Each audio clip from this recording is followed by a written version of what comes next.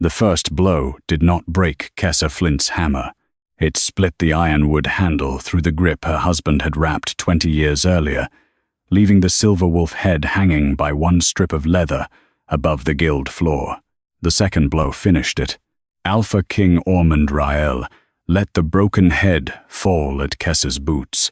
"You forged the prison chains that failed," he said. Kessa looked down at the hammer before she looked at him. The handle had belonged to Perrin Flint before fever took him.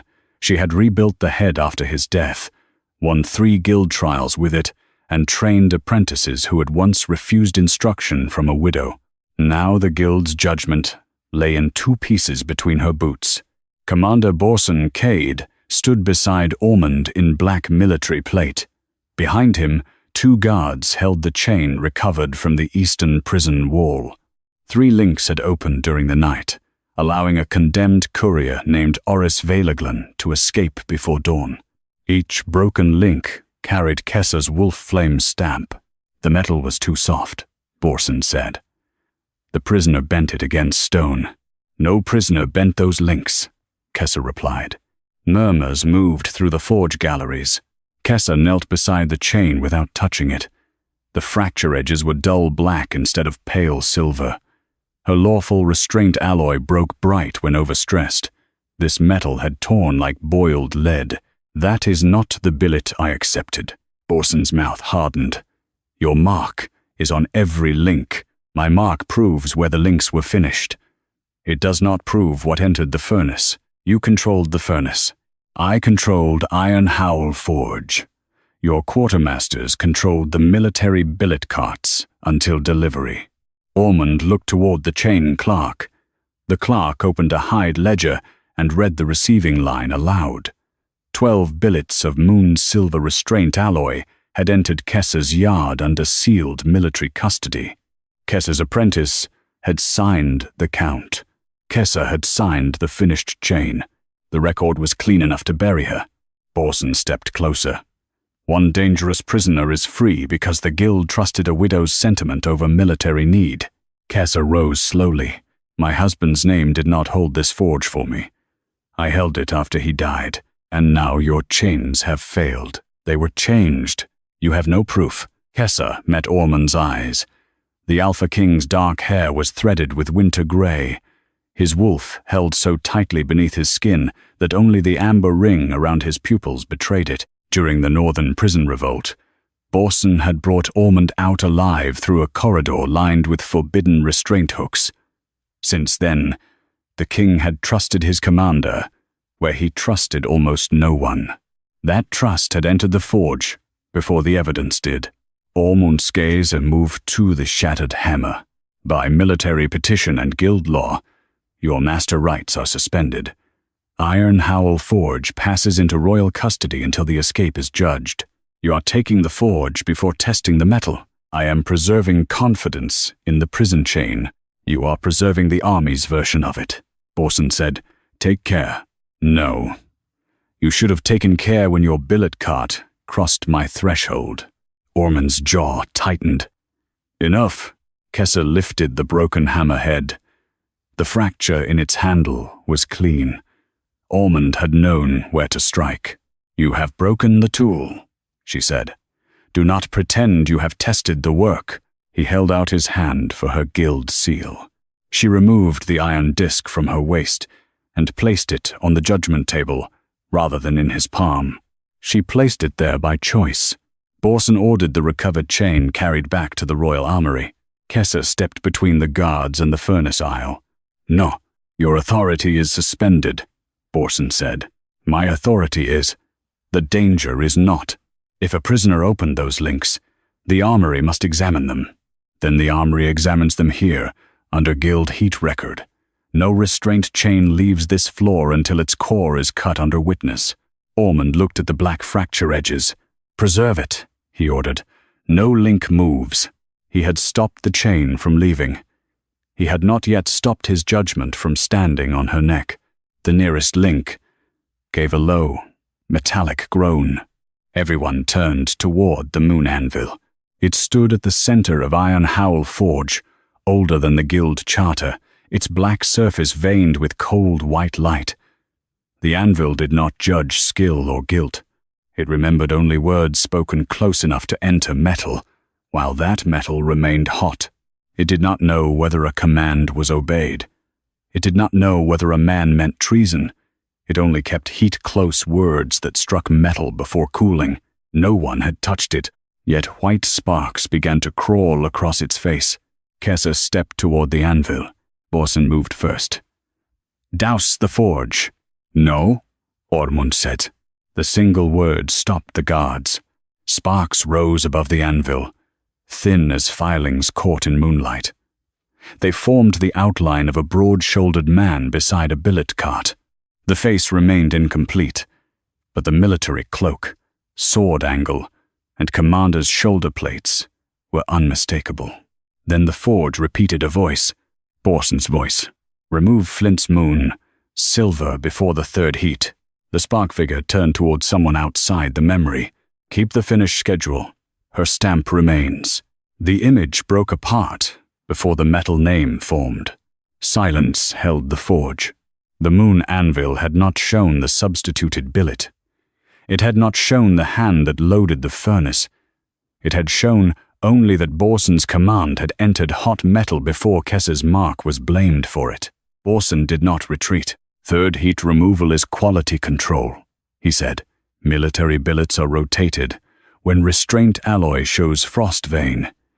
A command entering hot metal does not prove substitution. It proves inspection." "No," Kessa said. "It proves your inspection touched my work before your accusation did." Ormund looked from the anvil to the chain, then to the broken hammer at Kessa's feet.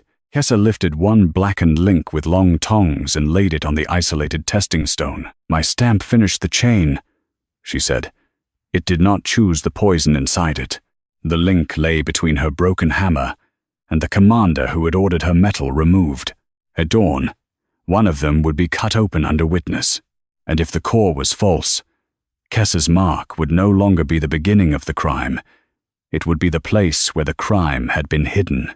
At first bell, the failed prison link was clamped between two witness blocks, while Kessa's broken hammer remained on the judgment table. The Moon-Anvil had not named treason.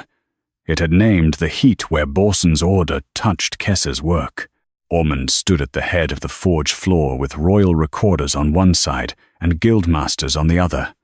Commander Borson Cade remained beside the recovered chain in full military plate. "Third heat removal was inspection," Borson said. "If restraint alloy shows frost, vein, military law permits replacement before finishing. Inspection does not require a false billet," Kessa replied. "No false billet has been proven." Ormund looked toward the testing stone. "One link will be opened under guild and crown witness. Kessa Flint will hold temporary heat, record standing for the examination, not master standing." Her guild seal still lay beneath royal custody, and Perrin's hammer remained broken where the king had left it. "Do not call me witness while my master seal is still being treated as a confession," Kessa said. "The suspension remains until the chain failure and escape are judged." "You broke my hammer faster than you tested your commander's cart." Ormund did not defend the sequence. He ordered the test to proceed. Kessa selected the least distorted failed link and marked 3 cutting points with chalk. A lawful moon-silver restraint chain carried a pale, flexible core beneath a darker wolf flame finish. If properly forged, each layer cooled in a distinct grain. She placed the link beneath the guild saw. "No open flame. Heat would alter the core before we read it." Borson folded his arms.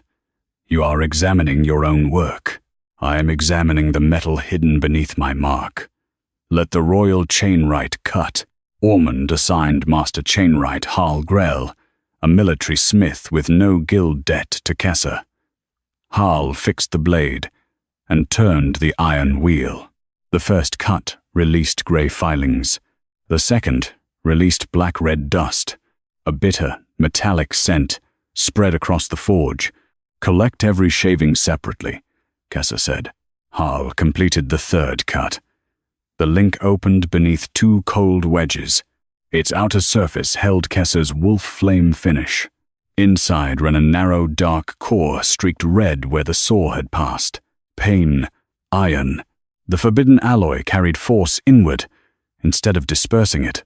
Against skin, every struggle increased nerve pain. Against stone or repeated impact, the core softened unevenly until the outer finish split. The chain had been built to punish movement. It had also been built to fail. Borson studied the exposed core. Pain iron is permitted under emergency prison restraint law. Declared pain iron is. Kessa motioned toward the chain ledger. Emergency restraint requires a red chain entry before first heat, a physician's review, 2 military witnesses, and a separate maker's mark. No pain alloy may be hidden beneath a standard guild finish. The Eastern prison held a courier, accused of selling military routes, Borson said. Emergency conditions applied. Emergency law does not hide pain iron under a widow's mark. The guild clerk opened Kessa's heat register. 12 moon silver billets entered at first count. Every heating stage was recorded in Kessa's hand until the third heat, when the furnace aisle passed briefly under military inspection authority. The next line showed the same 12 billet numbers returning. Too clean. My stamp finished the chain, Kessa said. It did not choose the poison inside it. Ormund ordered the red chain register brought from the military archive. No declaration existed for Oris Valaglen's restraints. Borson's expression did not shift. Then a clerk failed to enter emergency authorization. Which clerk? Ormund asked. The prison quartermaster will know. That is not an answer. Kessa turned one half of the link beneath white inspection lamps. The pain iron core had been inserted before the outer finish was closed. Whoever changed the billet had done so early enough for her lawful surface work to conceal it. Pain iron proves substitution, she said. It does not yet prove who loaded it. The Moon-Anvil remained dark. Ormund ordered every remaining link numbered and sealed. He extended Kessa's temporary standing to the heat register, billet receipts, and cart custody. Her master rights remained suspended. Iron Howl Forge remained under crown control. A king can open the record and still leave the smith beneath his judgment, Kessa said. Yes, Ormund answered. It acknowledged the fact. It did not repair it. The military billet ledger arrived near midday. It recorded 12 moon silver billets released under quartermaster seal and delivered before first heat. Kessa's apprentice confirmed the count and identified the original billet tags. At second heat, all 12 remained on the cooling rack. At third heat, a military cart entered the rear forge aisle for frostvein inspection. Its entry seal belonged to Commander Borson said. A commander's seal grants access. It does not identify every billet moved beneath it. No. So we open the cart record. The return sheet listed 12 rejected billets removed and 12 approved billets delivered back. No individual tag numbers were recorded. That violates guild custody, Kessa said. Military inspection may group sealed material. Not after a guild accepts numbered restraint metal. Every billet remains under forge custody unless the master smith signs removal. Borson looked toward her suspended seal. Your apprentice witnessed the cart. She witnessed wheels and commander's wax, not the metal beneath the canvas. Ormund ordered the cart impounded, and the quartermaster summoned. The cart had already been cleaned. Its floorboards still carried black-red dust in the joints. Pain iron. Still, dust inside a military cart did not prove which hand loaded the furnace or why Oris Valaglen escaped. Kessa followed the custody path into the rear forge aisle. The original slag pit had been sealed after the chain was completed, but never emptied. She ordered the cooled waste spread across an iron screen. Among charcoal, scale, and fused flux lay half of a copper billet tag. Kessa lifted it with tongs. The number matched moon silver she had accepted before first heat. Its edge had not melted. It had been cut cleanly before forging and thrown into the slag to make the ledger believe the billet had entered the furnace. The quartermaster's return log placed the third heat cart inside Iron Howl Forge for 17 minutes. The entry bore Borson's commander seal. The hand that drove the cart belonged to a military warden assigned to Oris Valaglan's prisoner transfer. The record did not yet prove Borson had ordered the escape. It proved the false metal and the missing prisoner had passed through the same military hand. Before the forge cooled, Ormund sent riders to the eastern prison and ordered the transfer warden brought back under guard. His name was Tovin Rake. He arrived before noon with road salt on his boots and a bruise along his jaw, as though someone had tried to stop him from answering the summons. He stood beneath the Iron Howl rafters while guildmasters, military clerks, and royal witnesses watched from sides of the floor. Borson Cade spoke first. A warden assigned to transfer may assist billet movement under emergency prison law. Shared personnel is not conspiracy. In wartime custody, wardens, carts, and restraint material pass through the same chain. You have proven poor record-keeping, he added. Not treason. Kessa looked toward Ormund. You opened the link after the anvil spoke. You broke my hammer when only my words stood here. Ormund's gaze moved to the two pieces on the judgment table. He had tested the chain. He had not yet tested the judgment placed on her name. Question the warden, he said. No apology. No returned seal. Tovin admitted driving the third heat cart into Iron Howl Forge. He said the quartermaster ordered him to deliver replacement billets for Frostvein inspection, then return to the eastern prison to escort Oris Valaglan to the lower transfer cells. Did you know the replacement metal was pain iron? Kessa asked. No. Did you see the billet tags? They were under military canvas. Who sealed the canvas? Commander's office, Borson said. My seal covers military inspection carts. It does not mean I packed them. Kessa did not argue beyond the evidence. Who opened the cart inside the forge? Tovin hesitated. 2 armory men. Nermis? They wore transfer helms. I did not see their faces. Convenient, one guildmaster muttered. Kessa silenced him with a look. Suspicion was not proof merely because it favored her. Where did you go after the cart left? She asked. The eastern prison. To fit Oris Valaglan's restraints, to witness the fitting. That shifted the room. Under restraint law, the forge record ended when a finished chain left Iron Howl. The prison fitting record began when the chain touched the prisoner. If the same false metal appeared in both places, the custody path could be tested without relying on the Moon-Anvil. Ormund ordered the eastern prison fitting book brought under seal. Borson objected. Prisoner measurements and restraint methods are military security. So is substituting forbidden alloy beneath a lawful guild mark, Kessa said. Ormund opened the record. Her master rights remained suspended, but he extended her temporary standing to fitting custody, transfer witnesses, and the prison wall impact report. Do not widen the room around me and call it restoration, she said. I have not. The fitting entry for Oris Valaglan was written 3 nights before the escape. It listed wrist chain, ankle chain, and wall tether, all bearing Kessa's wolf flame stamp. The original lengths had been altered after delivery. Refitted, Kessa said. Borson answered. Prisoners differ from measured estimates. Not by 2 full links at both wrists. Tovin looked down. Kessa turned the page. The fitting clerk had recorded unusual heat along the inner core when the chains were closed around Oris. Pain iron retained a low pulse after forging, especially when compressed against living movement. Emergency law required a physician to test that pulse before use. No physician had signed. Emergency law does not make poison honest, Kessa said. Borson's voice remained level. A dangerous courier may require stronger restraint than a guild prefers. Pain iron was meant to punish struggle. Someone used it to make struggle look like escape. The prison physician was summoned. He denied approving the chains and produced his night register, showing he had been called away before Oris was fitted. By whom? Ormund asked. A transfer order from command. Signed, Commander's Field Office. Borson did not retreat. My office redirects physicians during military emergencies.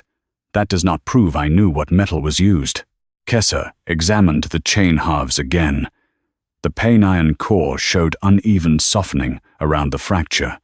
That explained why the links opened under repeated force, but not why 3 failed almost at once. A chain built to hurt can also be built to fail, she said. But not all failures begin with the prisoner. She requested the prison wall impact record. The eastern cell had a strike plate behind Oris's tether. Every blow against it left a pressure trace in smoked bone resin. The military report claimed Oris bent the links by hammering them against stone through the night. The original resin plate arrived in a padded case. 3 impact clusters marked the surface. The first 2 were shallow and irregular. The third formed a perfect crescent. Kessa placed one opened link over the mark. It did not fit. Borson said, "A prisoner may strike from different angles. Then the fracture should widen from the outer finish inward." She turned the link beneath the witness lamps. The outer wolf flame layer remained compressed around the break. The first separation had begun inside the pane iron core, then burst outward. Rael confirmed the grain direction. Tovin Rake's face tightened. "What?" Kessa asked. "At the fitting. The chain warmed after the wall tether was closed." "How warm?" "Enough that Oris asked whether the links were alive." Borson said, "Pane iron reacts to resistance, not without movement," Kessa replied. The prison night log showed Oris had been sedated for the first 4 hours after fitting. During that period, the wall plate recorded no impacts. Yet the chain clerk noted one unexplained heat flare before midnight. Ormund ordered the cell brazier, wall tether, and transfer tools preserved. Kessa requested the forge temperature comparison slate. Pane iron could be triggered from within by a directed heat pulse if a second alloy had been embedded near the lock joint. "Used for what?" Ormund asked. "To open a restraint without cutting the outer stamp." Borson's eyes sharpened. "That method is known only to military restraint engineers, and to any commander who ordered forbidden cores under a lawful finish. Still, the evidence did not prove who sent the pulse, or why Oris had been allowed to escape. The wall resin was reheated under controlled witness. A hidden pattern surfaced beneath the crescent mark. Not stone abrasion, but a radial heat bloom centered on the lock joint. The prison report had called the damage bending. It was not bending. Oris Valaglen's opened links had failed from an internal heat pulse. The pulse had not named the hand that sent it. It proved only that Oris Valaglen had not escaped by strength, stone, or luck. Royal guards sealed Oris Valaglen's eastern cell before the morning shift could scrub soot from the wall tether. Kessa entered beneath temporary heat record authority with Rael, Tovin Rake, 2 prison smiths, and a crown recorder. Ormund followed without reclaiming command of the inspection floor. Borson came last, carrying the emergency restraint code beneath one arm. The cell smelled of cold ash, sedative herbs, and old iron. Borson opened the code. Internal heat pulse release exists for emergency extraction. If a prison wing burns, restraints must open before prisoners cook alive. A heat bloom proves a safety mechanism was triggered. It does not prove conspiracy. Kessa knelt beside the wall tether. A safety release leaves a blue trace. This was red. This was not mercy. She showed the difference on 2 reference plates. Moon-silver safety alloy dispersed heat outward in branching blue veins. The mark recovered from Oris's chain had radiated inward from the lock joint, concentrating pressure until the pane iron core softened. "A safety release frees a prisoner from danger," she said. "This pulse opened only the links that would make the escape look violent." Borson's expression remained controlled. "You have proven the chain opened by design. You have not proven who used the design." "No," Kessa said, "so we follow what carried the heat." Ormund extended her temporary standing to the cell brazier, wall tether, and transfer tools. Her master's seal remained on the judgment table at Iron Howl Forge. "You keep widening my standing because the evidence keeps embarrassing your judgment," she said. He did not deny it. "You needed 3 records and a broken prison wall before my word became worth preserving. I know what I did. That is not the same as repairing it." No apology followed. The cell brazier was tested first. Its ash held no pulse salts, and its iron rim showed no recent channeling marks. The heat had not entered through open flame. The wall tether told a different story. Behind the stone plate, a narrow copper-black filament ran from the lock housing into a service groove. It was not part of Kessa's design. One end had fused under the radial bloom. The other ended at a tool socket on the corridor side of the wall. Someone outside the cell had inserted a military transfer key and sent heat through the tether. A chain built to punish him was opened by someone who needed him alive, Kessa said. Borson turned to Tovin. "Did you see such a tool?" Tovin swallowed. "There were 4 transfer keys on the inspection ring when I fitted Valaglin." "How many after the escape?" Ormund asked. 3. "Why was that not entered?" "The ring was removed before the cell was sealed." "By whom?" Tovin looked toward the prison captain's empty desk. "A field office runner. I did not know his name," Borson said. "Transfer tools are routinely recalled after emergency use." "Before forensic inspection?" Kessa asked.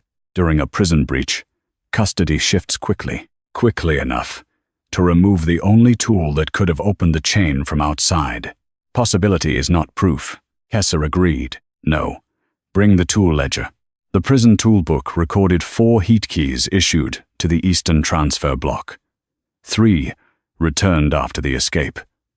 The 4th had been signed out under the commander's field office 6 hours before Oris vanished. No individual bearer was named. Borson placed one gloved finger beside the line. "My office signs for extraction equipment across every military prison. Shared custody is not personal command." "Then the return route should show where your missing tool went," Ormund said. It did not. The ledger ended at the field office seal. Kessa requested Oris's movement records instead. The official escape report said he crossed the eastern yard, climbed the outer wall, and fled into the ironwood forest. Yet the yard held no blood, no torn prison cloth, and no scent mark from a wounded prisoner wearing pain iron restraints. The outer wall ladder had been lowered from inside. Its frost carried boot prints from 3 armored men. Tovin identified the tread as transfer escort issue. Borson said, "Wardens pursued him." "Then where is the pursuit horn record?" Kessa asked. There was none. The first alarm sounded 27 minutes after the chain opened. By then, a military transfer wagon had already left the north gate.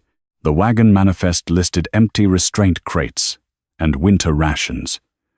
Its axle weight, recorded by the gate scale, exceeded the declared load by the weight of 1 adult man and 3 escorts. Oris did not vanish from custody, Kessa said. He changed custody. The road beyond the north gate had been sealed after an avalanche 2 winters earlier. No civilian traffic used it. Military maps marked it as the old northern transfer road leading toward abandoned watch forts. Borson answered carefully. Emergency extraction may move a high-risk prisoner before public alarm. If officers believed the Eastern Bloc compromised, they could relocate him under sealed authority. Without entering the transfer? Ormund asked. Failure of record, not proof of murder or conspiracy. Kessa looked at the commander. You speak as though every missing line becomes lawful when military wax touches it. I speak as a man responsible for prisoners who sell border routes. And I speak as the smith whose mark you used to make pain look like guilt. Ormund ordered the Northgate scales, wagon, and escort issue records preserved. He also sent riders along the sealed road under royal authority, not Borson's command. Kessa was assigned to examine the recovered transfer key if found. Temporary authority again. Iron Howl Forge remained under Crown control. At the north gate, one of the scale clerks remembered the wagon. It stopped beneath the arch, she said. One man inside struck the wall 3 times. A signal? Ormund asked. Not the prison code. Sounded like a smith's test. Kessa's attention sharpened. 3 strikes against wood could mark a captive who knew metalwork. Hollow, occupied, guarded. Oris Valaglan had been a royal courier, not a smith, but Perrin had once used the same pattern when moving witnesses through siege roads. Kessa asked who taught Oris the signal. The clerk did not know. A rider returned near dusk, carrying the wagon's rear chain from a ditch beside the sealed road. The links were ordinary iron, but one had been scored from inside the wagon. The scratches formed 2 words, Iron Howl. Beneath them, Oris had carved a direction mark used only on military transfer routes. North. The escaped prisoner had not run from the prison. He had been transported toward the sealed northern road under military escort. By moonrise, the first abandoned watch fort on the northern road was burning, with a fire no patrol had logged. Royal riders surrounded the stone tower before Kessa dismounted. Fresh wagon tracks crossed the frost, entered the yard, and left through the far arch toward the higher pass. Borson Cade surveyed them, without surprise. Sealed roads remain available for emergency military transfer, he said. A compromised prisoner may be moved through an inactive fort without public notice. Then the transfer should still have a name, Kessa replied. Ormund ordered the fort searched under Crown, Guild, and military witness. He extended Kessa's temporary standing to the watch-fort restraint room and road custody. Her master seal remained in Iron Howl Forge. You keep giving me access because each record makes your first judgment harder to defend, she said. I know. You knew how to break the hammer before you knew how to open the chain. He did not answer. Inside the tower, the fire had been banked beneath wet ash. One table held 3 empty ration bowls. A 4th lay broken on the floor. The north wall carried a restraint ring recently cleaned with lye, but black-red filings remained inside the bolt groove. Kessa scraped them onto white stone. Pain iron, Borson said. A transfer fort may hold emergency restraint stock. Declared stock? The fort ledger listed ordinary moon silver shackles and 2 safety release keys. No pain iron had been assigned. A copper-black filament ran behind the wall ring, identical to the one in Oris Valaglan's eastern cell. A safety system can be repeated along a custody road, Borson said. A true safety release leaves blue trace. Kessa held a salt lamp against the groove. A radial red bloom darkened the stone. This ring was built to open pain iron from outside. The fort's tool board held 5 empty hooks. 4 were marked in dust. The 5th had been wiped clean. Tovin Rake stepped closer. That was a transfer key. The missing one? Ormund asked. I cannot prove it. Could it send the pulse? Yes. Borson's voice remained level. Emergency extraction tools move between prisons and road forts. Shared equipment is not conspiracy. No, Kessa said, but shared concealment is a route.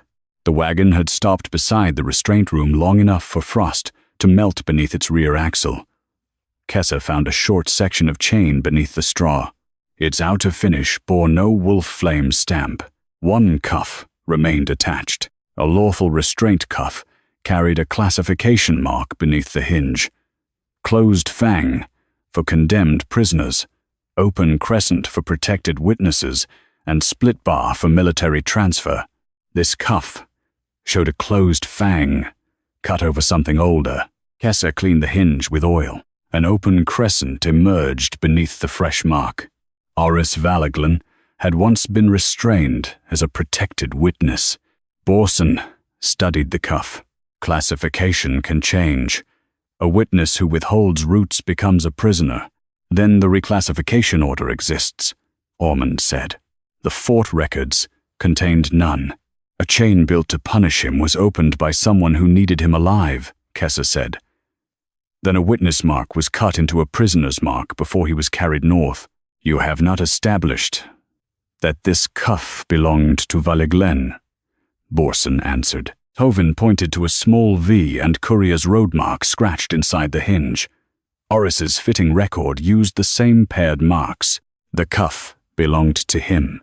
Still, it did not show who changed his status or why. In the upper room, riders found a burned packet inside the stove. Most of the parchment had collapsed, but its waxed edge survived. The seal belonged to the military courier office where Oris served before his arrest.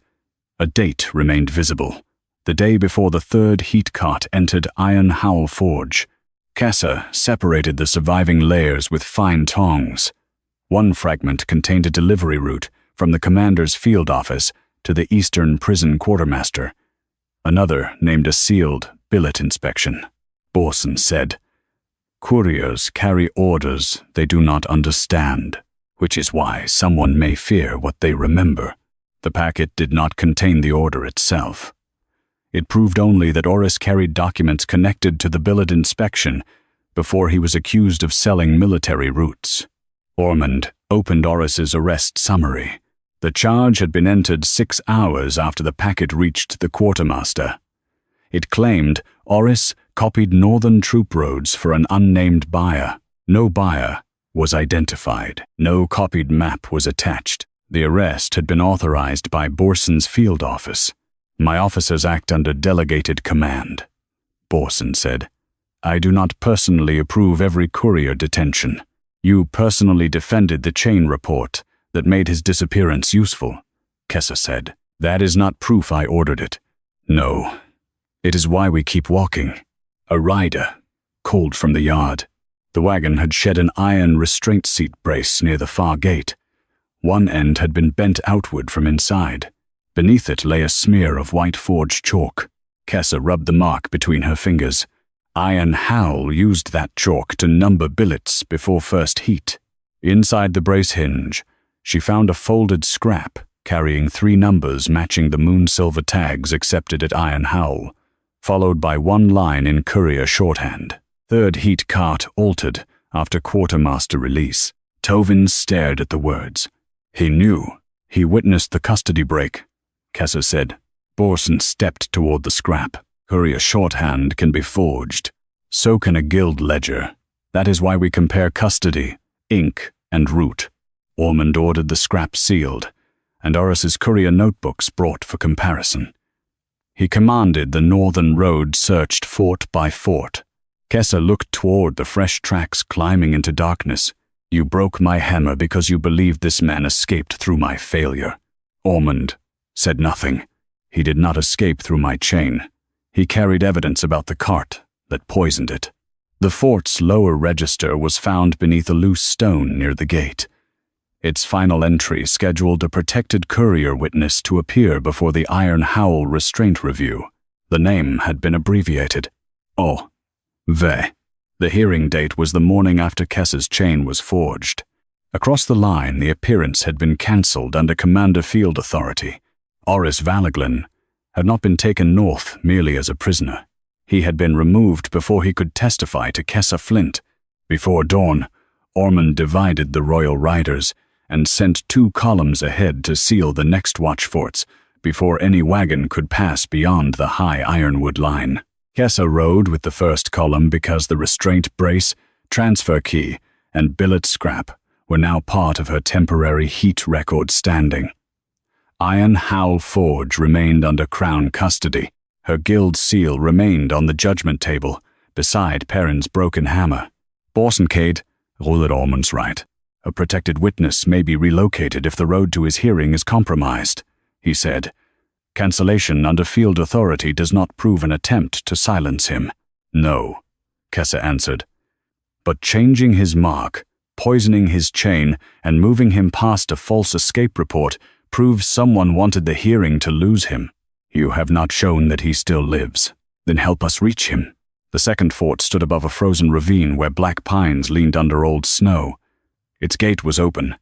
No sentry answered the horn. Inside, the yard held one dead transfer horse and wheel tracks, leading toward a storage hall. The animal had not been killed by wolves. A narrow puncture beneath its jaw carried the bitter smell of sleeproot. "Quiet departure," Kessa said. "No alarm. No pursuit." Ormund ordered every door secured before the hall was opened. The transfer wagon stood inside, with its rear boards split outward. Blood marked one bench, but not enough to suggest a fatal wound. 3 restraint bolts lay on the floor.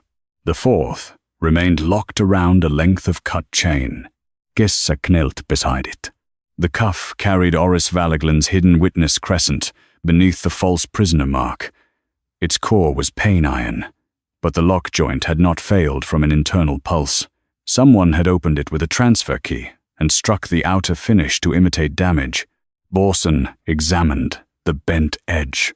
An escort may free a prisoner during an attack. Where is the attack record? There may not have been time to write one. There was time to stage the cuff. The fort healer found 2 different blood traces. One belonged to a restrained man. The other had fallen from someone standing near the rear door. No body lay inside the fort. Tovin Rake identified the blood-darkened boot print beside the wagon as escort issue. "One guard injured," he said. "Maybe Oris fought, or someone fought over whether he reached the next road," Kessa said. The storage hole contained a banked furnace used to repair wagon shoes. In its ash lay a transfer key socket, cracked by excessive heat. Kessa set it beside the missing tool pattern from the prison wall. Same width, same 3 inner teeth. The key had opened Oris's chain at the eastern prison, and again at the fort. "The tool did not move by chance," she said. Borson's voice stayed controlled. "My field office signed out the key. That still does not establish who carried it." "No. So we find what they carried with it." A search of the fort desk produced a route change, issued after midnight. It redirected the wagon toward Hollow Fen, a military quarry abandoned after the last border war. The paper bore Commander Field authority. No personal signature. Borson said, "My office redirects transports during security threats." "What threat?" Ormund asked. "Possibly an intercepted witness route. Recorded where? It may have arrived by runner. You keep offering possibilities where your office left no names." Borson met the King's Chaser. Military command survives by acting before paperwork catches up. Kessa looked at Ormund. "And widows lose forges because kings let paperwork arrive only when it accuses them." He did not defend himself.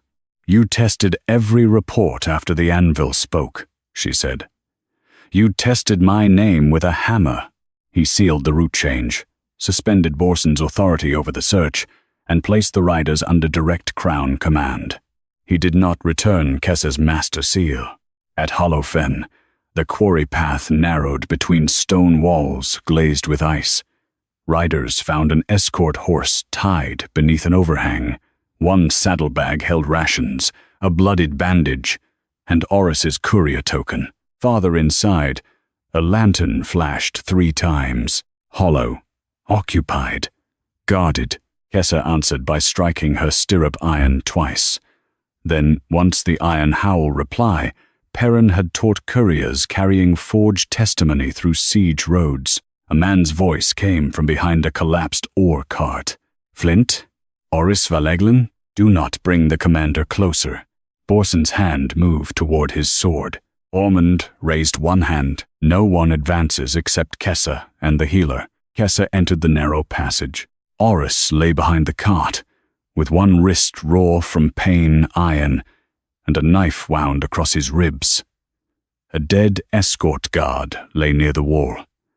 Another man had fled deeper into the quarry. "You killed him?" Kessa asked. "No. He cut my cuff and tried to turn the wagon south. The other guard stabbed him." "Why free you?" "He said I had to reach Iron Howl before the review ended." "Can you identify him?" "Quartermaster Clerk, Edric Saul." "Not Borson." "Not yet." Oris gripped Kessa's sleeve. "I carried the 3rd heat order. I saw the billet tags cut before the cart entered your forge. Who cut them?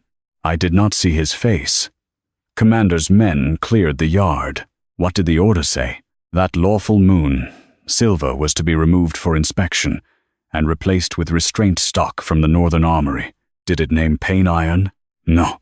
Borson called from beyond the passage.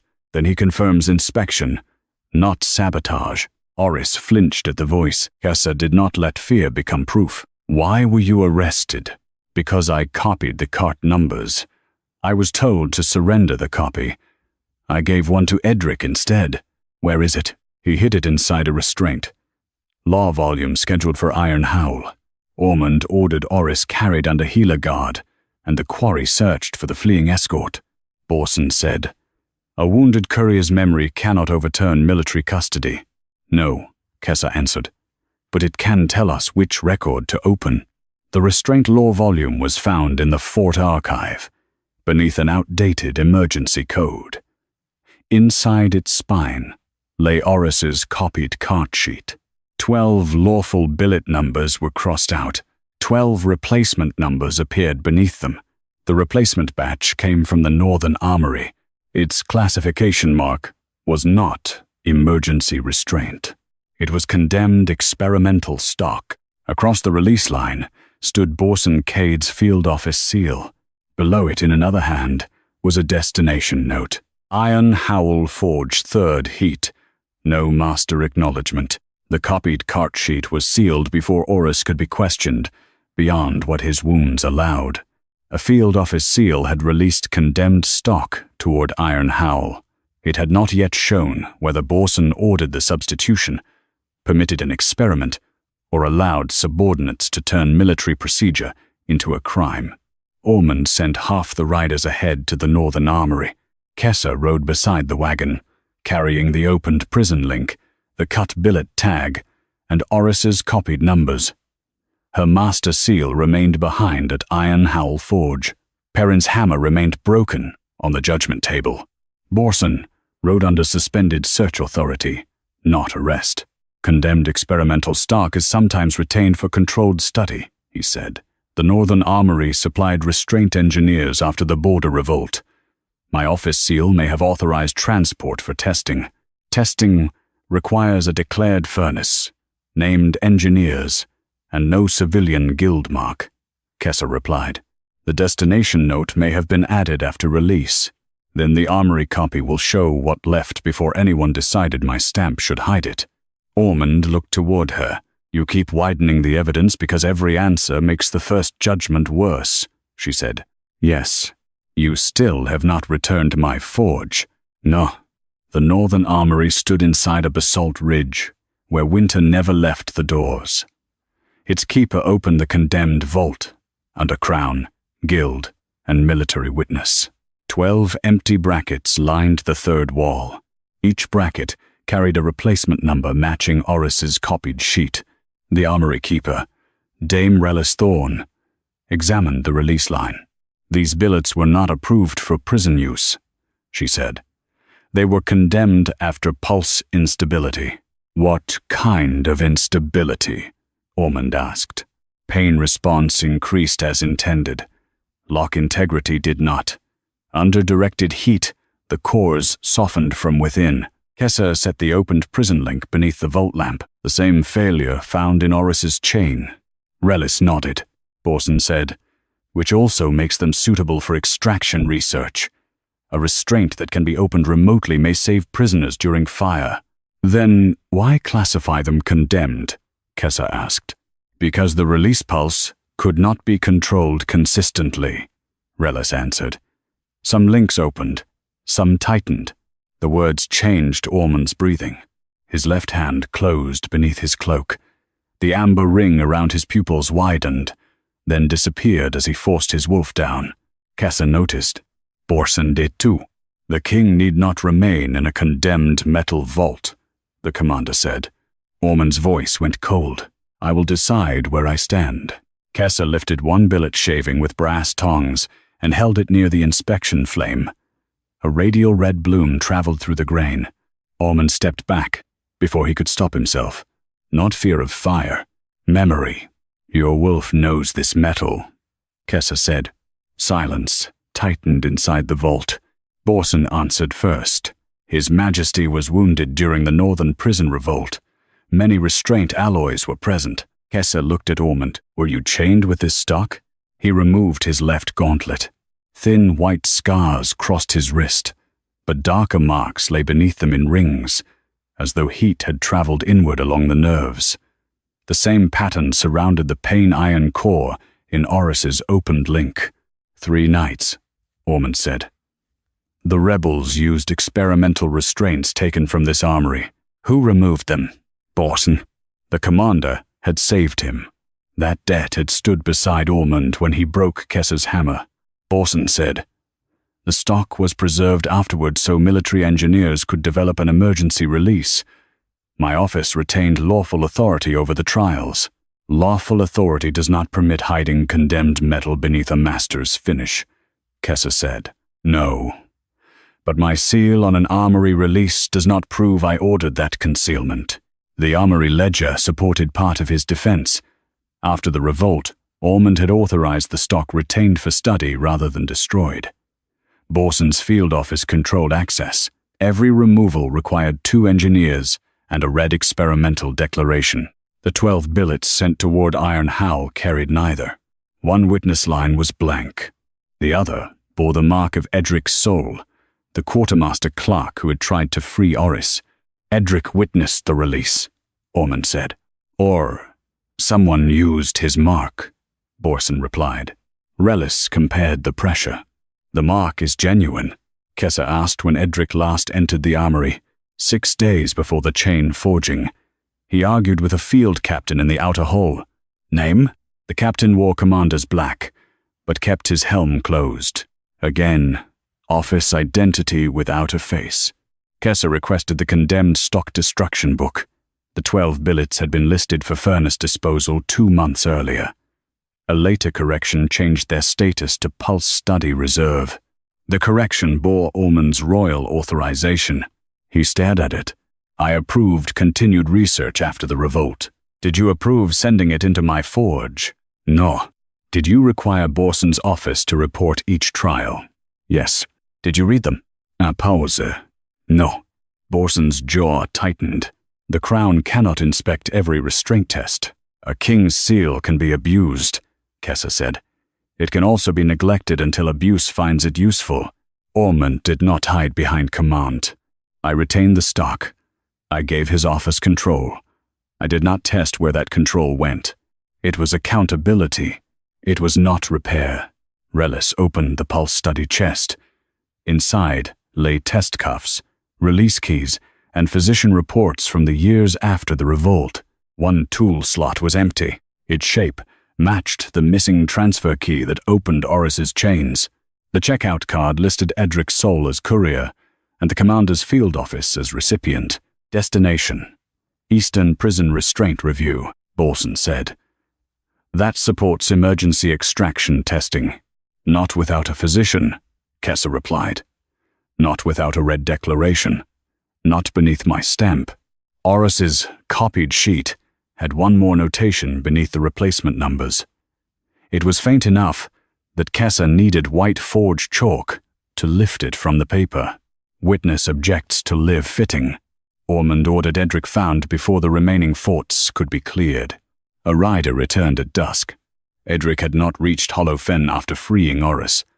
Blood led from the quarry road toward an abandoned restraint laboratory cut into the basalt behind the armory. The laboratory door had been sealed from outside, with commander field wax. Inside, someone struck metal 3 times. Hollow, occupied, guarded. Kessa reached for the door tools. Borson stepped forward. That chamber contains unstable pulse stock. So did the chain you blamed on me. She placed the royal evidence wedge beneath the wax. From inside came Edric Soul's voice, weak but unmistakable. Do not open the main lock. The release key is wired to the condemned cuffs. At sunrise, Ormund suspended every forfeiture order connected to Iron Howl and summoned the full restraint guild to the Royal Forge floor. No experimental cuff would be melted, moved, or returned to military custody before the hearing, the copied guild plates, condemned billets, transfer key, and fitting registers were returned beneath separate seals. Kessa entered Iron Howl through the witness door, not the master's door. Her guild seal still rested on the judgment table, beside Perrin's broken hammer. Borson Cade stood beneath the military banners with his sword surrendered, but his commander's rank intact. Experimental restraint stock was retained after a prison revolt that nearly killed the king, he said. Remote release research was authorized. Witness relocation was authorized. Nothing before this guild proves I ordered false stamping, a staged escape, or murder. You are right, Kessa said. So the hearing will not pretend one seal is a whole command. Ormund ordered Oris Valaglan, brought in under healer guard. The courier stood with a cane, one wrist bandaged from pain iron. Edric Soul sat nearby with his injured arm supported. Oris identified the copied card sheet and the courier's shorthand hidden inside the wagon brace. He said he had carried the third heat field packet from Borson's office to the prison quartermaster. Did you read the sealed order? Ormund asked. No. Then how did you know the billets had been changed? I watched the quartermaster cut 3 moon silver tags before the cart entered the forge. When I asked why, he told me the replacement numbers were commander stock.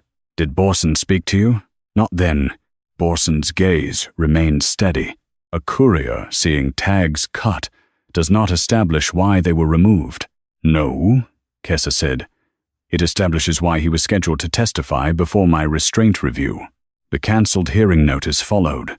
Oris confirmed that he had requested protected witness status after copying the replacement numbers. His open crescent classification was approved by a military magistrate. The next day, it was recut as condemned prisoner custody. Who informed you of the change? Kessa asked. A field captain. He said Commander Cade had classified my copy as stolen military intelligence. Borson answered at once. Possession of armory numbers can expose military stock. Reclassification was lawful. Was staging his escape lawful? Ormund asked. I did not order it. The words were denial, not proof. Edric testified separately. He had signed the armory release, believing the billets were headed to declared pulse study. When he discovered the destination had become Iron Howl, he hid Oris's copy inside the restraint law volume. Why did you use the transfer key? Kessa asked. Because the disposition notice changed. From what to what? Protected relocation to fatal resistance during escape. The guild floor went still. Edric produced no original notice. He said he had seen it once inside the commander's field packet before an escort captain took it away. Borson said, a wounded clerk's memory of a missing page cannot carry judgment. It cannot, Kessa agreed. So, we look for the packet's custody. The commander's field archive contained a blank sequence between the quarry transfer and laboratory confinement order. Their wax impressions remained on the sheet beneath. A guild engraver dusted the page with moon charcoal. 3 lines rose. Reclassify courier as hostile. Release through eastern wall tether. Recover witness before Iron Howl review. No signature appeared. The lower corner bore Commander Field wax. Borson did not retreat. My office issued hundreds of orders. An adjutant could have exceeded authority. Name the adjutant who controlled that register, Ormund said. Captain Selric Morn. The name belonged to the escort, who had fled Hollow Fen with the missing transfer key. Royal guards brought Selric from the lower cells. He denied writing the order. He claimed the wax had been impressed before the text was added. Kessa placed the laboratory burned packet beside the archive sheet. The same narrow hand formed the letters. Ink grain matched field office black. Your hand carried the instruction, she said. Under dictation. Whose? Selric looked at Borson.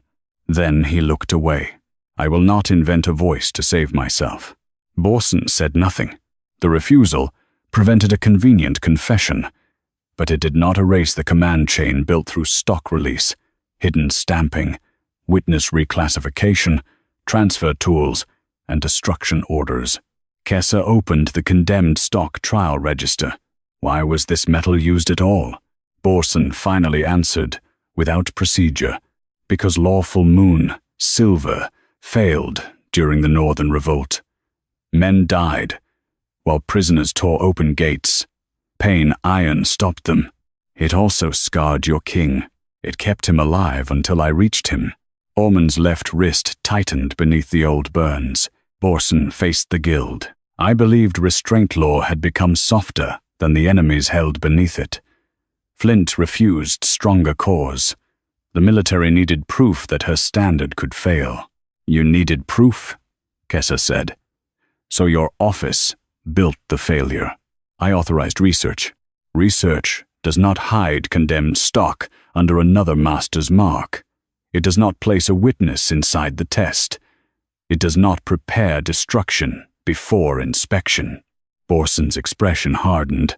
You would have destroyed every pane, iron billet, under law, and left prisons without an answer to another revolt.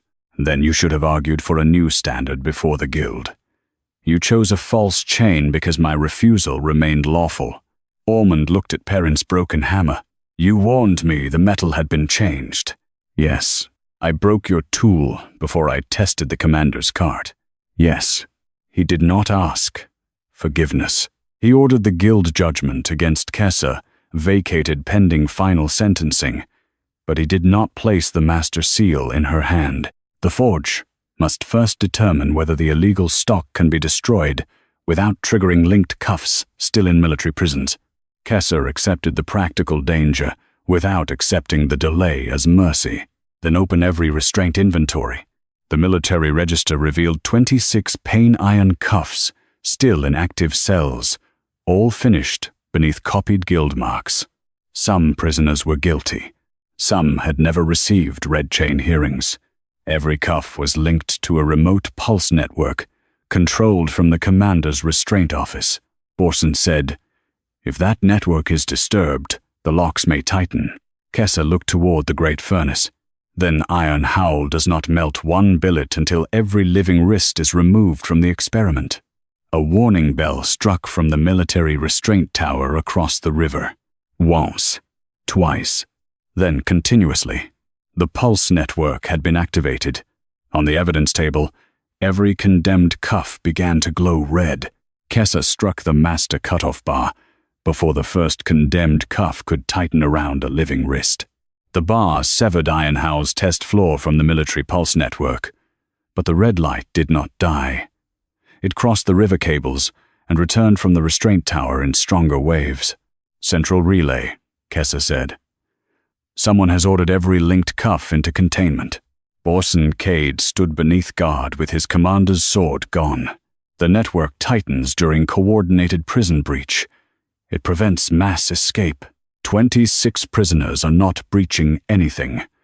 They are being punished because your evidence is about to survive. Ormund ordered every prison gate opened to guild rescue teams. No military officer could touch a linked cuff without Kessa's direction. Her master seal still lay on the judgment table. "Return it now," Ormund said. Kessa did not reach for it, not because the tower bell frightened you. Read the judgment first. The guild recorder declared the suspension void. Kessa Flint's wolf flame mark had concealed illegal cause because condemned billets entered after her accepted count under military custody. Her forged records had remained accurate. Her demand for an in-place test had been lawful. Only after the ruling was entered did Ormund place the master seal on the anvil. Kessa took it. "Iron Howl answers to its master again," he said. "Then obey its rescue law." She divided the guild into 6 teams. Each carried cold wedges, moon salt slurry, hinge shields, and blank red chain notices. The cuffs had to be removed before the central relay could be destroyed. Melting the network first might drive stored heat into every remaining lock. Kessa crossed the river with Ormund, Harl Grell, and 2 prison smiths. The restraint tower shook with each pulse. Red light ran through copper channels beneath the floor. At the central chamber, they found the relay wheel turning beneath commander field wax. A weighted trigger had dropped when the forfeiture order was suspended. Borson had not needed to stand at the wheel. His office had prepared the network to defend itself when the stock came under lawful seizure. A containment failsafe is not an execution order, he said. Kessa examined the pressure marks. A lawful failsafe releases under medical override. This one tightens until the evidence is destroyed or the wearer stops moving. The physician's keyhole had been filled with black forge glass. Borson said, "An engineer may have altered it. Then that engineer worked inside your sealed tower with your relay, your field wax, and your condemned stock. The evidence did not require him to confess."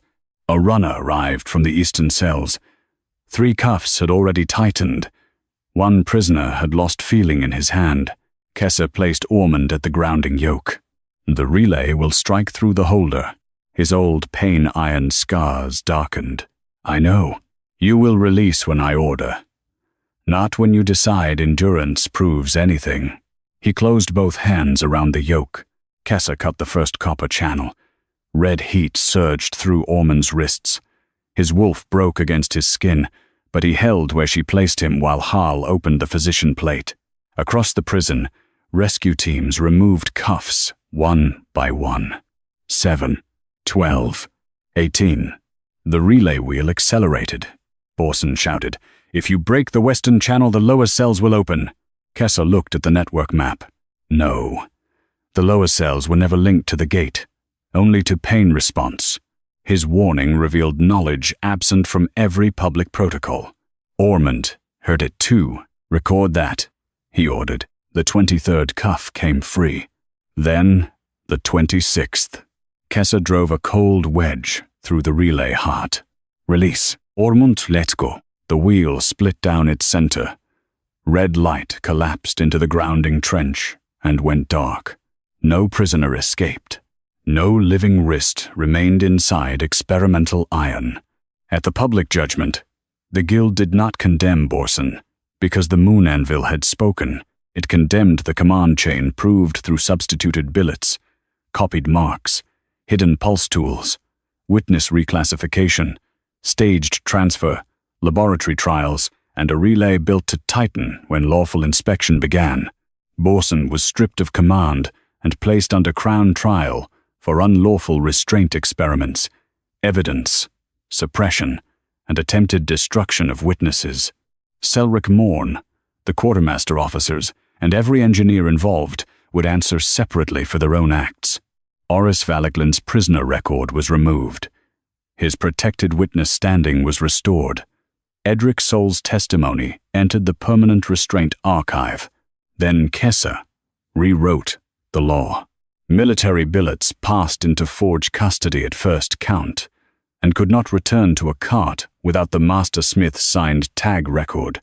Pain iron required a red chain declaration, physician review, named witnesses, and visible maker classification. No remote pulse device could enter a prison without independent guild inspection. The 26 removed cuffs were carried to Iron Howl. Kessa did not destroy them in anger. She read each inventory number aloud, confirmed every wearer free, and melted the illegal cores under guild law while Ormund worked the bellows where she assigned him. Only after Iron Howl had been restored did he bring her hammer. The silver wolf head had been welded to a new ironwood handle. Kessa examined the join, then set it back in his hands. "Repairing the hammer does not repair the trial." "No," he said. "You broke it to preserve trust in your army. I broke your tool and took your forge before I tested the metal. The admission came before the guild, not in private." He laid the hammer beside Perrin's original wrapping and asked what could be done. Kessa chose not to erase the break. She reforged a dark band around it, leaving the fracture visible beneath silver rivets. The guild witnessed the work. Ormund held the tongs only when she ordered him to. At the first lawful restraint hearing under Kessa's new standard, he stood below the master floor. Afterward, He asked whether he might remain at Iron Howl when no crown duty required him. Kessa looked at the repaired hammer, the restored seal, and the empty racks where pain iron had once waited for living wrists. "You may work the bellows," she said. "You do not touch a billet until I name the heat." It was not forgiveness granted, because he loved her. It was a place where devotion could become accountable labor. Ormund took the bellows handle. Kessa raised the hammer that still carried its break and struck the first clean note of the new restraint law.